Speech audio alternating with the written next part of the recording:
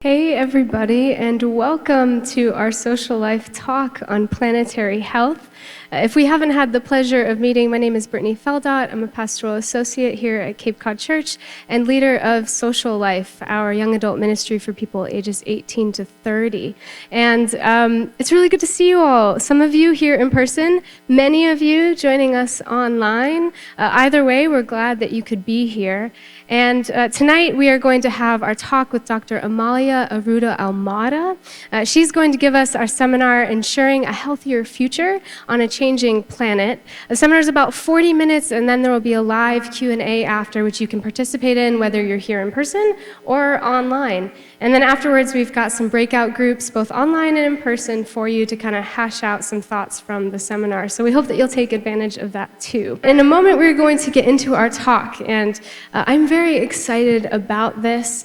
For those who may not be familiar with Social Life, our young adult ministry here, we try and to serve the whole person. And we do that through a couple different ways. We try and provide opportunities for social activities for young adults on the Cape, because we know how hard it can be to develop community as a young adult in this region. We try and provide opportunities for spiritual exploration. And we also try and provide opportunities to equip young adults to engage thoughtfully with our world's challenges and make the world a better place together. And tonight, our seminar falls under all of those categories. I'm very excited about this. Tonight, Dr. Amalia is going to talk to us about one of the premier global challenges that faces the next generation, which is planetary health, and how we care for the world we're in so that we can care for the people that live on it. And she's going to tell us a little bit about that as an oceanographer, and also give us some actionable steps about what we can actually do in that area. And I'm very excited for tonight. And we also have with us a special co-host, Kayla Gardner. Kayla is a member here of Cape Cod Church, and she is also a PhD student through a joint program with MIT and WHOI. She is incredible, and she's passionate about this topic, so it's fitting that she would be hosting tonight with Dr. Amalia. And Amalia is an oceanographer. She's a previous member of Cape Cod Church, but she has since moved away to California. She is now the Provost Postdoctoral Fellow at University of Southern California. Prior to that, she was the Senior Program Manager at Harvard University's Planetary Health Alliance. So this is a topic that is really close to her heart, both personally and professionally, and she's put a lot of work into this seminar, and we are really privileged to have her. So whether you're here in person or you're joining us from home, will you please help me in welcoming Kayla and Dr. Amalia? Hi, everyone. Thanks so much for being here tonight. It's such a pleasure to be here with Kayla and Brittany and Cape Cod Church. I know this has been a really hectic year for a lot of us, and so I'm hoping this time together will allow for a pause in the midst of all of that craziness and be a time of broader reflection and conversation about a topic we all deeply care about, which is the health and well-being of ourselves, our family, and our communities. So we'll be talking about three broad topics. The first is the hard facts about how our planet is changing and what that means for our health, why these health challenges particularly impact vulnerable communities, and how each of us can take meaningful action to make a difference for planetary health. But to get back to your question, Kayla, so I was a part of the Cape Cod Church community for about 5 years while I was in Woods Hole completing my PhD in biological oceanography at the Woods Hole Oceanographic Institution. And Cape Cod Church was where I was baptized. Pastor Ben officiated my wedding, so I have a lot of really strong memories there, and I'm jealous there's a young adult group there now. That's such a great addition down there.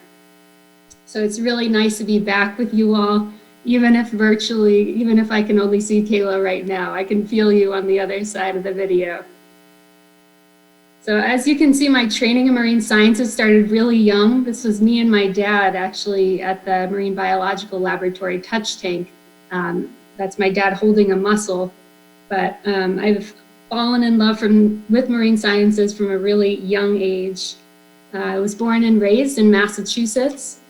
found my way to the MIT WHOI joint program after an undergraduate at Georgetown University, then worked in Washington, D.C. at the National Oceanic and Atmospheric Administration after my PhD. And I was there supporting their initiatives to understand and prevent climate change impacts in Alaska, which was really interesting. Most recently, as Brittany said, I was the senior program manager at the Planetary Health Alliance, a group based out of Harvard University. So if this is a topic of interest to you, definitely recommend looking them up and seeing what they're up to. And my role there was to really help build a global movement, an emerging scientific field called planetary health, which I'll talk more about tonight. And most recently, my husband, myself, and our 2.5-year-old daughter just moved to the West Coast. It's a big change for this born and raised Massachusetts girl, but we're really enjoying it and the new exciting work opportunities out here. Right now, I'm working on sustainable food systems in the ocean. So would love to talk about that later as well. Well, we're here in a negative 10-degree wind chill, so we're probably all a little jealous of you out on the West Coast in sunny California. So for those who were here early, as I mentioned earlier, we had a reflection question about your favorite memory in nature. So I would love if you could share with us what your response to that question would be. Sure. So I think this is a really helpful question for each of us to reflect on, because it's a reminder of how each of us have or have had a strong sense of place and connection to nature. These memories can be particularly strong and important to us because of the people we shared those memories with, or even if we experience them alone as a reminder of our connection as individuals to the planet. So for me, this photo is one of my happy places. One of my strongest memories as a kid was summer sunrises on the mudflats of Wellfleet, Massachusetts on the Cape. So as a kid, I just loved how absolutely muddy and smelly those mudflats were from the low tide and just filled with all these marine critters. And those memories are particularly important to me because they were shared with my dad and the rest of my family while we were collecting oysters to eat on summer nights. I ended up returning to those same Wellfleet mudflats for my first job during high school. I worked on a commercial oyster farm, kind of maintaining the oysters, getting them to market. And my memories and fondness for those Wellfleet mudflats definitely expanded as I worked that job, and I realized I really wanted to be a marine scientist someday to understand kind of all those really cool critters I was seeing out there while taking care of the oysters. And this was also a really important place. It's the spot where I first realized and actually experienced how human health and well-being is so connected to the health of our environment. In 2005, when I was working on the oyster farm, there was a really big red tide event on the Cape and actually most of the New England coastline. Red tide events are basically when certain microscopic plants in the water that they can discolor the water, hence a red tide. But most importantly, those toxins are getting sucked up by critters like shellfish. So oyster farmers can't safely sell those shellfish, or they cause illness when they're eaten. So for me, I lost my job as a summer high schooler. That was traumatic at the time, but beyond that particular red tide event and the ones that have followed since, it's obviously has a really big impact on people whose livelihoods depend on healthy oceans. What we know now is that warming oceans due to climate change are actually making those red tide events more frequent and expanding where these red tide events are found throughout the world. And through my experience working at NOAA in Washington, D.C. and with the Planetary Health Alliance, I really came to realize how extensively our planet is changing even beyond increasing red tide events. Yeah, and I worked with red tide for a little bit in my undergraduate career, and it is no joke. I know you were mentioning earlier some other global environmental changes, and so I was wondering if you could just tell us a little bit about why that matters. Yeah, so this slide shows a snapshot of recent headlines from various news outlets that highlights there's a growing scientific understanding that our planet is changing and dramatically. whether it's that the last 5 years have been the warmest on record, or that animal and plant species are going extinct at record rates, or even that the Amazon forest is continuing to be clear cut, we're seeing dramatic trends that suggest a decline in the health of our planet. And I know that in the past for me, these seemed like pretty disconnected anecdotes, but we have really strong scientific evidence now that in addition to climate, the whole host of Earth's life support systems that we rely on are changing. So when I say life support systems, I mean things like clean air and water and soil, diversity of ecosystems and habitats, intact habitats, or even how essential nutrients like nitrogen and phosphorus are cycling within our planet. So the good news is that we at least now know why these environmental changes are happening. And the not so good news is that it's us. If we look at virtually any metric of human activity that impacts the planet, we'll see a dramatic acceleration like these graphs show. These are accelerations of human impact. And in these specific graphs, I'm showing trends in things like water use, global water use, fertilizer consumption, production of plastic and paper. And this acceleration is largely driven by the technology we, the collective we, use and our consumption patterns. What's really important to note is that during the same period of time, we've achieved some really incredible public health advancements, including a dramatic decrease in global child mortality and almost a doubling in life expectancy. And a lot of those public health gains were due to how we manipulate the environment.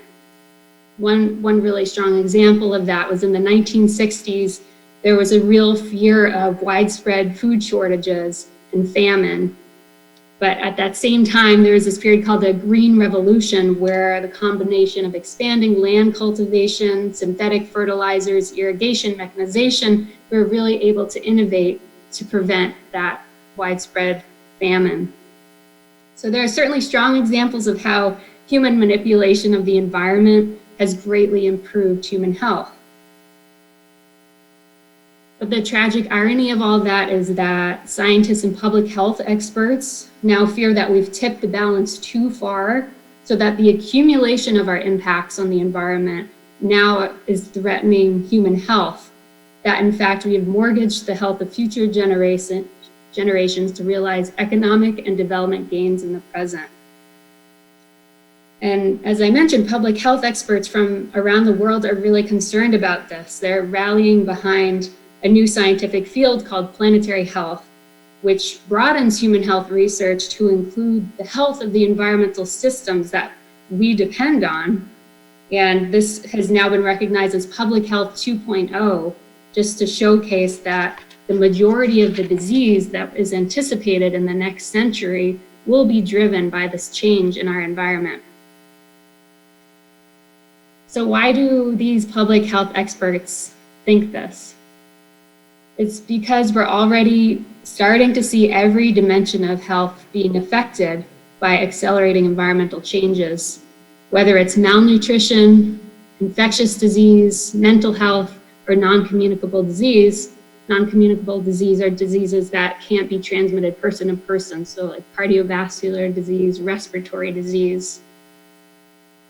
And we're encountering surprises that demonstrate how strong these connections are between human health and the environment. So I want to share two stories of surprising health connections to the environment. This picture on top reflects a story that has come out in the scientific literature showing that the atmospheric carbon dioxide levels that are anticipated by 2050 will actually change the nutrient content of key crops like rice, wheat, barley, and potatoes. That's really important because those are staple crops for much of the world. They anticipate lowering protein contents by up to 15%, reducing iron content by up to 10%. This is really important for children, especially for even up to 1 billion women of childbearing age in South Asia and North Africa who live in these countries. I just think that's incredible that carbon dioxide could actually change the food that we eat. Another story that has happened and is continuing to happen right now, there was a trend of increased pregnancy complications among women living in low-lying neighborhoods in Bangladesh, meaning they were near ocean level. What they discovered was that sea level rise due to warming oceans was actually pushing the salty water from the ocean upstream of the rivers into their freshwater sources and actually infiltrating their groundwater sources.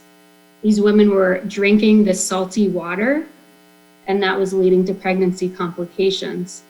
So in this area of the world and many other areas that are already being affected by sea level rise, this desalinized water has become an essential expense. And we're likely to continue discovering surprising health challenges posed by environmental change that are a matter of life and livelihood. And I'm happy to talk more about this during the Q&A about how these pathways actually come about of these environmental changes impacting health. I could spend a whole hour talking about this. I generally do for my seminars, just focus on this aspect. But I really want to talk with you all today about what we can actually do about that as individuals. Yeah, that's so important. And I know for me personally, as an environmental scientist, I definitely fall into that intersection between like mental health and the climate, being negatively affected. But I think it's so easy for so many of us to go about our day-to-day life and not be affected by some of these things, because there are these communities that are being more disproportionately affected by these effects. So it's so important to keep that in mind. And I think it's also important to find a connection in our own community. So I was hoping that you could maybe talk a little bit about how all of this relates to the Cape Cod community, and then more specifically even the Cape Cod Church community, what our role may be in this going forward. Sure. Well, so I've talked through a few examples of planetary health challenges in other parts of the world, as you mentioned, Kayla. But it's really critical to recognize that planetary health challenges are also happening in our own backyard, including for Cape Cod communities. Now, for me, planetary health is such a passion because it's also a moral challenge. We know that poor and minoritized communities are already and will continue to be most impacted by these health impacts. And also, we know we're losing special places in nature that we care about, whether that's kind of close to home or far away. I want to talk through each of these points briefly, one by one. I think it's important to put out there that a majority of Americans do now believe climate change is real, is already harming Americans and developing countries, but it's still a minority of Americans that believe that climate change will impact them. Some really great studies out of Yale around this kind of the 6 Americas and kind of perceptions of climate change. But I think those findings really reflect that people still feel health impacts are far off and won't affect them, which isn't true. This is a slide just of some anecdotes from Cape Cod of recent news articles that represent some of the planetary health challenges on the Cape right now. We know that the northeastern US is warming faster than any other region in the lower 48. This is especially true in the winter season, which has warmed 3 times faster than summers. We know that the Gulf of Maine is warming faster than 99% of the rest of the world's ocean. And this is affecting New England fisheries, changing what types of marine critters you find in that region, and already affecting the livelihoods of fishermen and women. It's also increasing coastal flooding, which has depreciated home values in coastal areas as well. And there's anticipated up to 10 feet of sea level rise on the Cape by the end of the century, which would dislocate the Wampanoag people from native land that they've lived on for generations on the Cape. We also know that nutrient pollution in many estuaries and freshwater ponds on the Cape were recently found to have unacceptable levels of nutrient pollution, which has really negative impacts on those ecosystems. and that nutrient pollution is coming from septic system wastewater and from fertilizers. And those are just a few anecdotes of what's happening in real time on the Cape. Planetary health challenges are happening here. To my second point, as I mentioned, I think planetary health is particularly relevant because it's a moral challenge. We know that it impacts all of us, but it particularly impacts poor and minoritized communities. And I think this quote sums up this inequity well. It says, "The rich will find their world to be more expensive, inconvenient, uncomfortable, disrupted, and colorless. In general, more unpleasant and unpredictable, perhaps greatly so, but the poor will die." So why is that?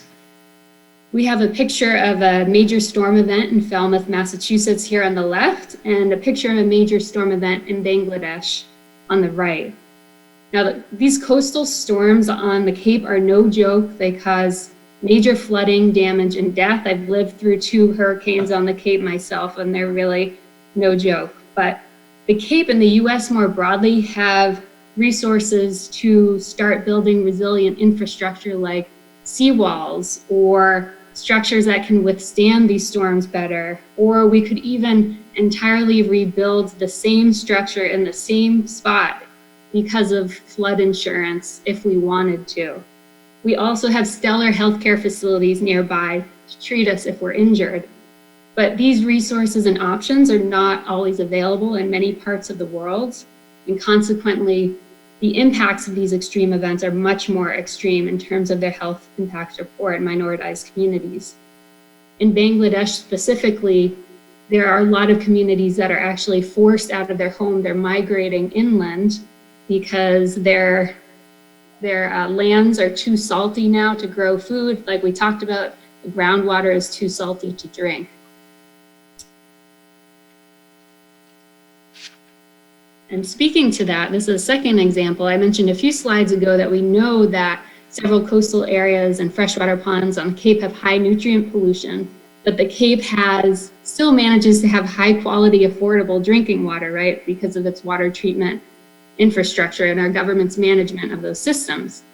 But again, this isn't the case in many parts of the world. Early in the presentation, and like I just mentioned, this issue of everyone, but especially pregnant women, drinking saltier water is because many of these communities actually can't afford to drink fresh water. So they're still cooking with salty water or just need to drink it regardless.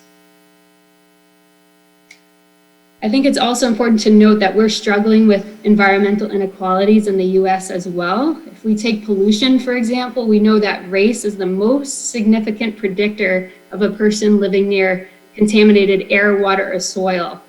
And we know that this pollution impacts health.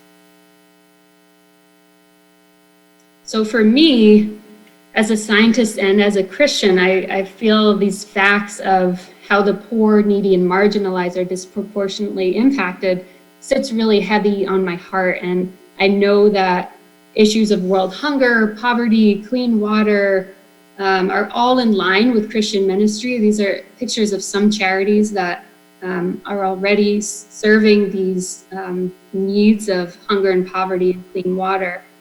And these needs will continue, right? This is a sad fact of the world that this exists in our world today. But what I hope that faith communities will increasingly grow to recognize is that acting on planetary health is very much in line with those other issues that we care about. It's in fact going to be the source of those of that hurt and that pain that we try to serve in these Christian ministries.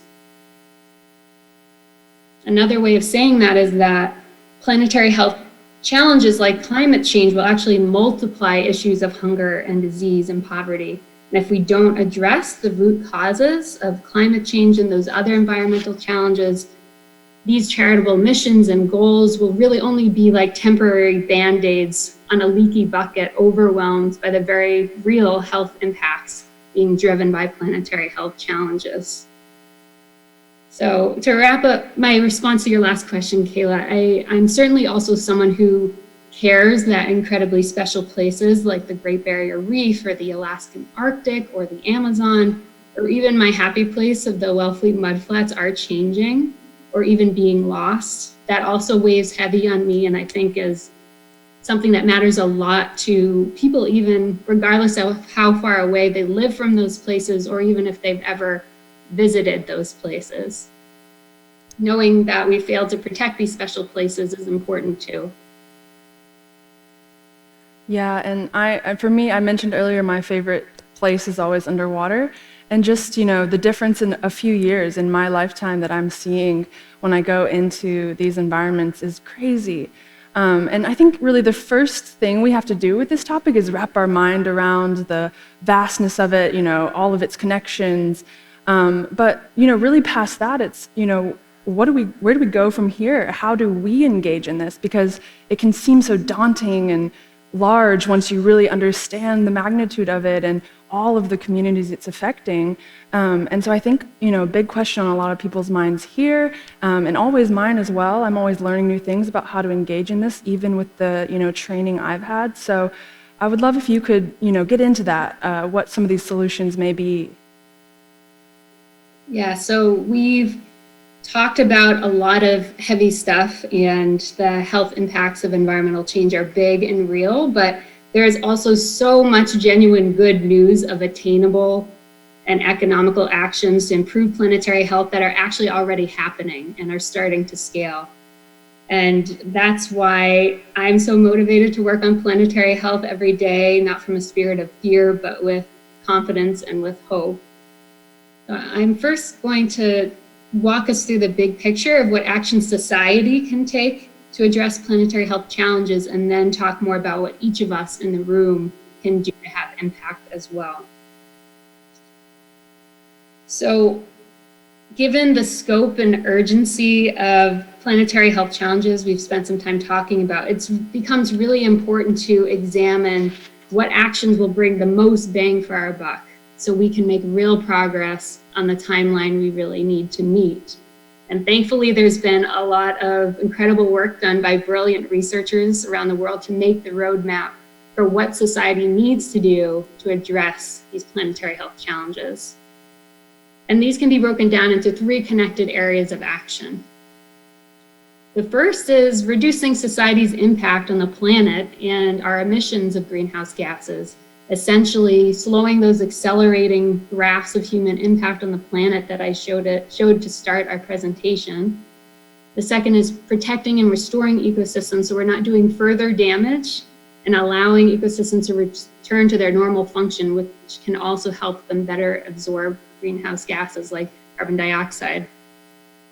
And last, but certainly not the least, is improving society. As we've talked about, we know that existing inequalities in access to wealth or good governance or healthcare can make such a difference in how communities experience the health impacts of planetary health challenges. So improving society to more equitably address these health impacts will be critical. I want to talk about each of these a little more using a figure by the group Project Drawdown. For those interested, they're a really great resource that have done an incredible amount of research on virtually every kind of planetary health solution there is. So I'd encourage you to check them out. So I want to start first with reducing impacts and emissions. Again, this diagram is from Project Drawdown, focuses on 5 sectors that have major potential for innovation to reduce human impact and emissions. Those 5 sectors are electricity, food, agriculture, and land use as the second, industry, transportation, and buildings.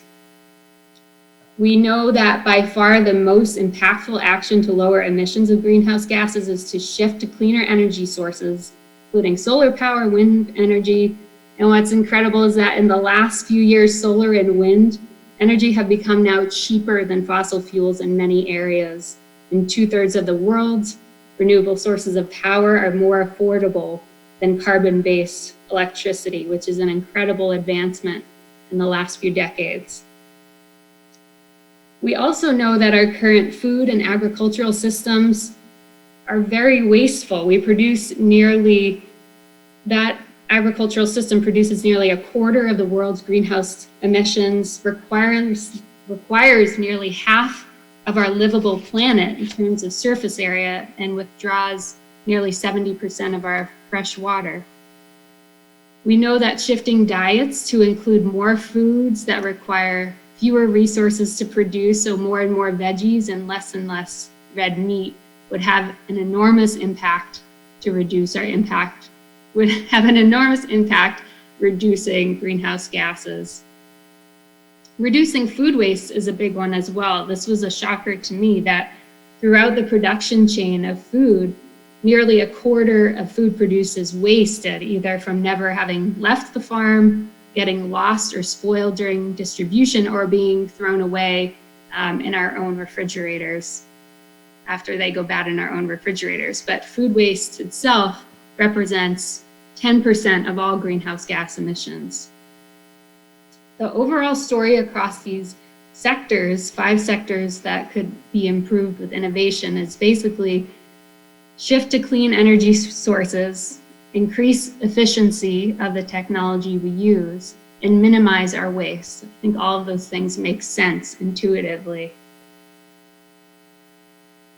Now, to the second point of protecting and restoring ecosystems, we know that restoring ecosystems in and of themselves can actually improve human health. There's studies that have come out showing that intact forest systems can actually improve downstream freshwater quality. We know that protected mangroves and coastal systems can actually buffer extreme storm events and protect coastal communities, and that land and ocean systems naturally absorb carbon dioxide to prevent our planet from warming even more. And in terms of preventing more and more species from going extinct, it's important to allow for healthy and protected ecosystems for those species to thrive. On this last point of improving society, this is a obviously huge goal, like these other goals are as well, but we know that improving underlying health and education of populations actually can help to decrease environmentally destructive practices of certain communities, and that access to affordable healthcare makes an incredible difference in the toll of planetary health challenges. We know that good policy and regulation can make such a difference in responding to environment and health challenges, addressing disparities, and managing natural resources. And cultural change as well is an essential piece to address planetary health. Society at scale will need to really prioritize creating a healthier relationship with our planet, and we'll need to embrace that the scope of these planetary health challenges requires collaboration regardless of our political party or religion or any other societal construct that really gets in the way of allowing for a more livable future for ourselves and our kids. So to me, this is great news that we actually know what society needs to do to make a serious difference to address planetary health challenges. And the even better news is that there are more and more examples around the globe of industries and communities taking charge to really do something with this knowledge. One example that I think is really cool is that Chile's largest water utility company is transforming its capital city's 3 wastewater treatment plants into biofactories. So basically they're converting their wastewater into clean energy. By 2022, all of their treatment plants will be energy self-sufficient, carbon neutral, and zero waste as well. In the US, there's some really cool industry community partnerships seeking to reduce food waste, which again, like I said, is an incredible source of waste and greenhouse gas emissions. There are apps that match hungry users with restaurants that have excess prepared foods at the end of a meal or the end of the day that are still safe to eat and delicious and would otherwise be tossed out. And there are companies that are increasing consumer education and access to ugly vegetables that supermarkets won't sell and would otherwise be wasted as well. So like you said, Kayla, I think it's really exciting to see these high-level solutions coming into reality, but I still had felt a little lost about what I could really do and what local communities could actually do to play a part in advancing solutions. So I want to talk a little bit about that as well. So you'll have to humor me with a little soapbox here, but I want to start with this because I think it's really important to remember that no one individual should absorb the guilt or responsibility for what's happening at a societal or global level in terms of these planetary health challenges. And maybe some of you feel that after all I've just talked about, but please just shake that off, because the important nuance here is that, yes, we all need to be engaged in addressing these issues because they matter, and how we live reflects what matters to us. And there are lots of ways that individuals and communities can do this, but guilting any one individual for their lifestyle habit is not going to get us anywhere. And I use this dark but important comic that I think illustrates this point. Maybe it's hard to see on the screen, so I'll just show you quickly. But I am one of the many individuals who grew up hearing messages that to save the earth, we needed to pick up trash on the ground, or we need to recycle or reduce our personal carbon footprint. But our understanding now, as the father's explaining in the last panel to the kid, is that we need to fundamentally restructure our economic systems, and we may be able to save a remnant of humanity. And I think that's extreme, as cartoonists like to be, but the message of this cartoon is right, that large-scale changes are needed and fast. So we as individuals need to be strategic in where we put our efforts to address planetary health challenges and not absorb guilt about recycling or carbon footprints to an extreme. These are important to live into our values, but not to absorb all of this guilt for the state of the world we're in. So that's a long intro to say there are a lot of really important actions that we as individuals can take that are actually more cost effective. Like you think about increasing the efficiency of our homes.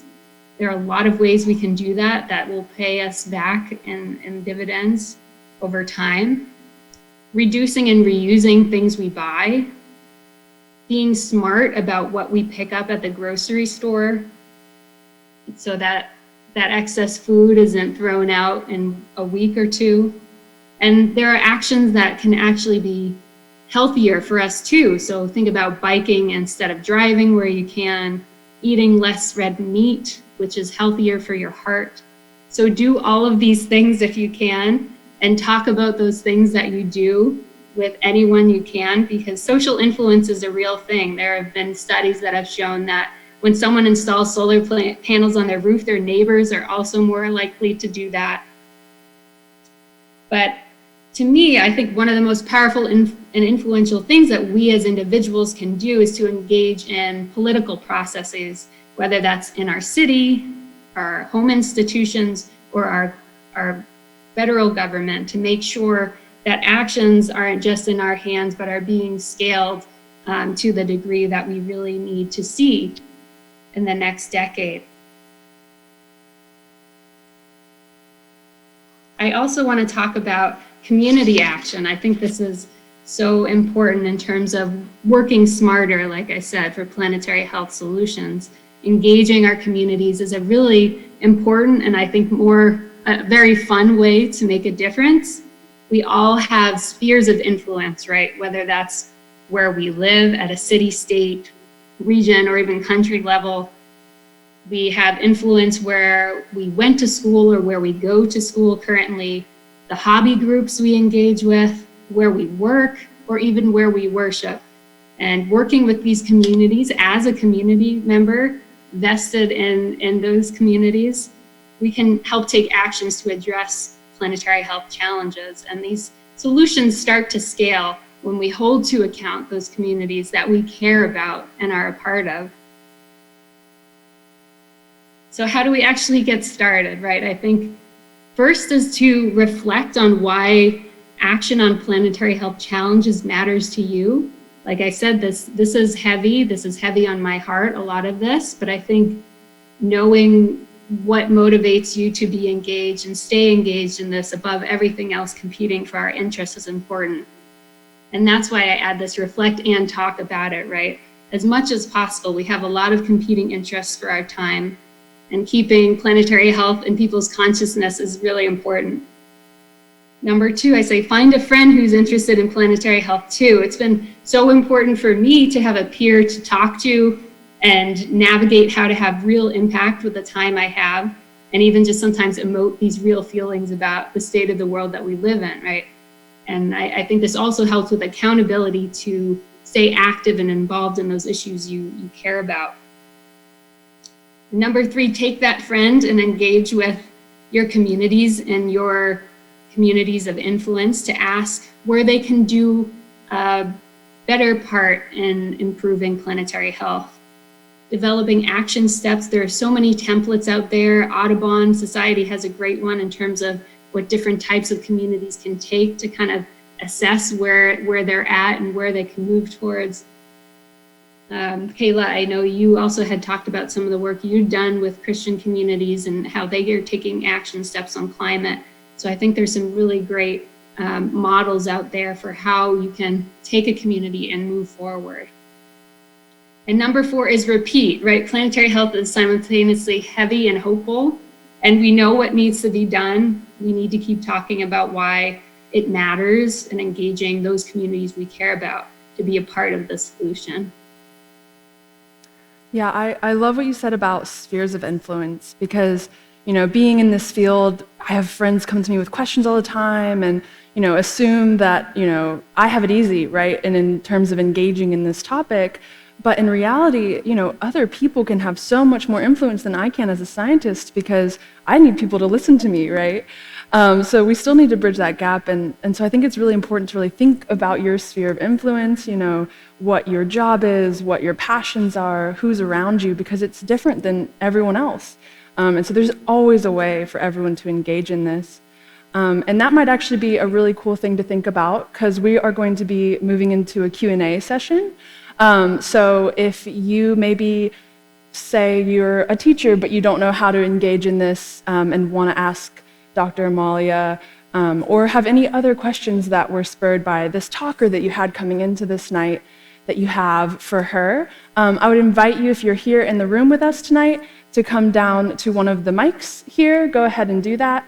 And if you're online in the chat, throw it out in the chat, and we'll field those questions and get them to Dr. Amalia. So while we have people kind of start to get settled and shuffle around, I'd love if you could tell us, any final concluding thoughts that you might have. Yes, definitely. So I talked about a lot, and I'm happy to answer questions in the Q&A, but I want to end with these 3 takeaways for you all, just to remember that planetary health challenges threaten our health and our well-being, but they also impact our most vulnerable communities and places that we care about as well. But the good news, very important good news, is that we have solutions in hand. Like I said, to see renewable sources of energy become more cost-effective than a lot of the existing carbon-based energy sources in the last decade is an amazing accomplishment, and we have so much more knowledge now about solutions and what we need to do.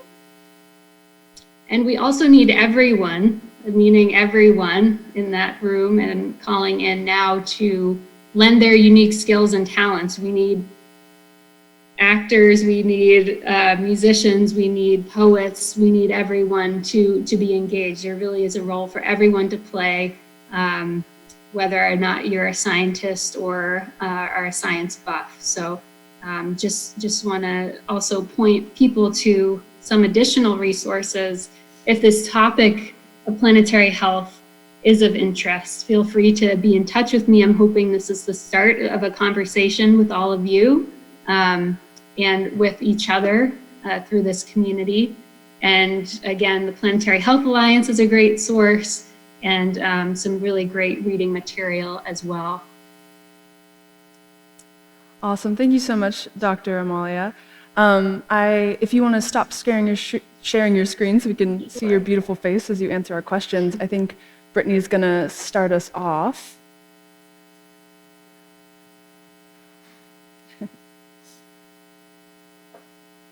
Amalia, can you hear me? Can you hear Brittany, or do you want me to relay that for you? I can hear you very lightly. I'll go ahead and repeat. Yeah. Okay, awesome. Amalia, your talk tonight was so comprehensive as well as practical that we may not have a lot of questions. In fact, you anticipated a few of mine, which is awesome, particularly with the additional resources, so we'll make sure to get those to everybody. But I did have one question, Amalia.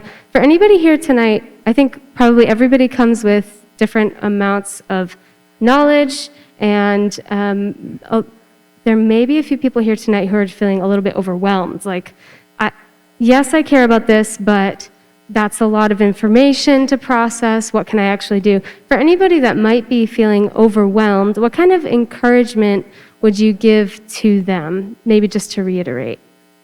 Just briefly, that feeling of overwhelming, maybe dread. How do we kind of overcome that, and what advice would you have? Yeah, so just to say that you're not alone in that, there are psychologists who are increasingly finding that, I like to say my generation, but I guess I'm aging out of the young adult crowd, but kind of, millennials really feeling the sense of eco-anxiety, just really overwhelmed with, what we now understand about climate change and what's needed to be done. So first, you're not alone. There is a lot of resources to kind of work through that. That's why I think finding community, finding a friend to talk to about this is so important. Because like I said, it can feel like, oh gosh, what do I do about this? And I think the most important thing you can do is be talking about planetary health and climate change. This needs to become an issue everybody's thinking about. So if there's one thing you take from this, just start thinking about it, talking about it. I put up on the screen this book called All We Can Save. It's a compilation of some really beautiful essays, and I think it really inspires hope for, the world we want to see, right? I think there is so much that needs to be done. It provides an entry, an opportunity to really make these systems more equitable where we can, to be really serving our neighbors. So talk to people and read All We Can Save. That book, All We Can Save, is actually written by one of my personal favorite scientists, Dr. Ayanna Johnson, and I highly recommend anyone get engaged in any of her material. She also leads a number of other organizations and engages in community outreach on these topics, and specifically in city communities and racial communities. And so that's a really, really cool point of view that she has there. So I'm gonna throw it back in 1 minute. I'll throw it back over to Brittany, and we'll get some more questions from the online chat. All right. We have a question from Facebook from Lako, who'd like to ask, could Dr. Amalia repeat her statement regarding climate change impact being greater in the Northeast? And as a follow-up, why is that? So if you wouldn't mind, since so many of us are connected to the Northeast, repeating about how climate change has impacted the Northeast disproportionately and why it has. Yeah, so to be honest, I'm not 100% on the mechanics of the climate reasoning, oceanographic reasoning for why this is, but there's been a lot of kind of monitoring of warming temperatures in this region. And we know that it's actually warming faster than a lot of the rest of the US. I gave the statistic that it's especially winters are warming faster than the summers, but there's some really great resources. The US Global Climate Research Program comes out with an atlas every few years, I think, every few years, and they have one coming out in the next year that will give an update by region of the US kind of what the climate impacts are. So there's definitely some great info about, how specific parts of the U.S. Are being affected, and I'd be happy to follow up with you to have a conversation on that if I can do a little more homework on that. And I can mention my brief knowledge on this topic. I won't get too much into details because it can be a little boring, but we have something called the jet stream that really regulates our climate. And with these changing temperatures that we have introduced with climate change, that jet stream, it's kind of like a conveyor belt, and it's kind of loosening. And so it's starting to have these zigzags, and it kind of sits normally north of our area. And when it loosens, it dips down and up. And so that includes the Northeast disproportionately to some other areas. And so that's something that definitely has to do with our climate here and how that change is affecting us. So if you want to know more specifics about that, feel free to ask me later, or just Google, the jet stream and climate change, and you'll definitely get some more info. Thanks, Kayla. All right, I think we have one more question. Yes, this one is from Alexa. All right. Hey, I just wanted to say thank you so much for coming tonight and giving us your time. I think the photo that you showed, that was such a stark contrast between the flooding that happened here in Falmouth and then abroad. I think my brain just started going with that.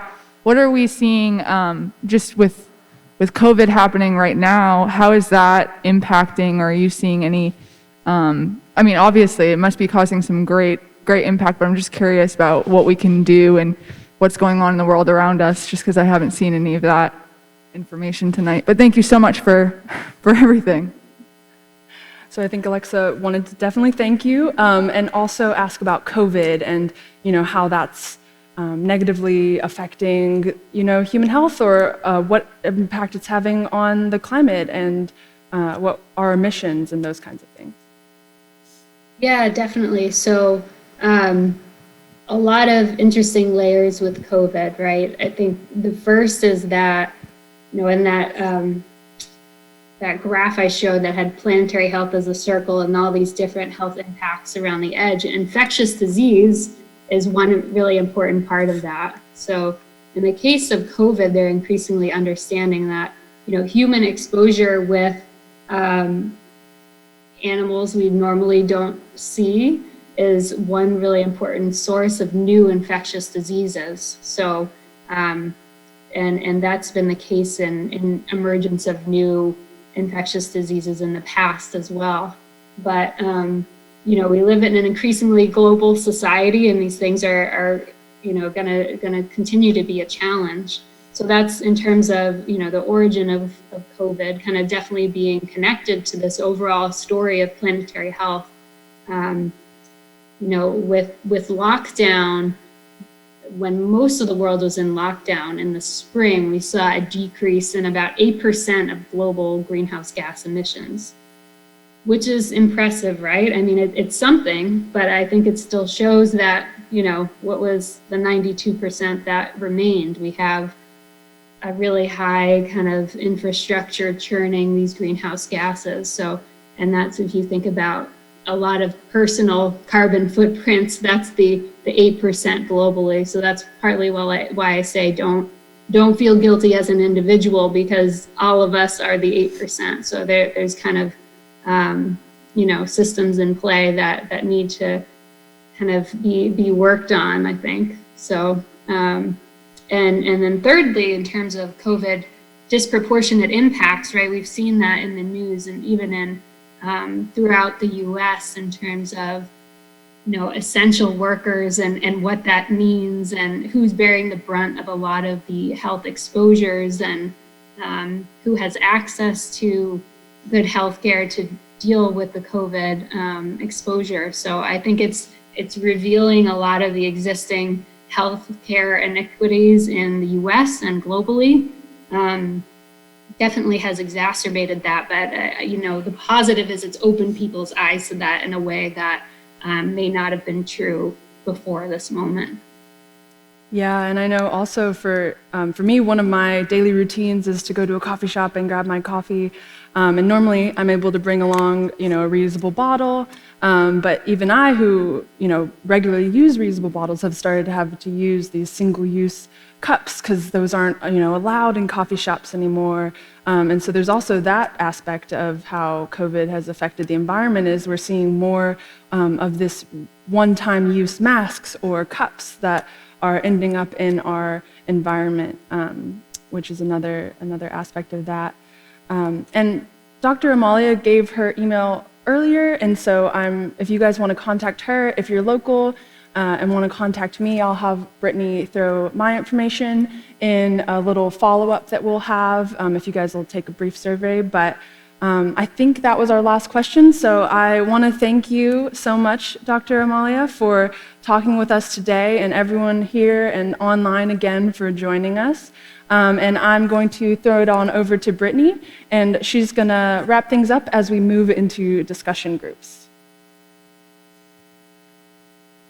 Thank you all so much. Hope to be in touch. Bye, Amalia. Awesome. Well, tonight has been incredible, and we did have a few last-minute questions come in. We will pass those on to Amalia to respond to later, or if you'd like to reach out to her via email, please feel free to do that because I know she is really passionate about this and wanting to engage with you. But for the sake of time, I just want to thank Kayla and Amalia for their thoughtfulness and for their willingness to kind of serve us in this way tonight. So will you help me in thanking them tonight?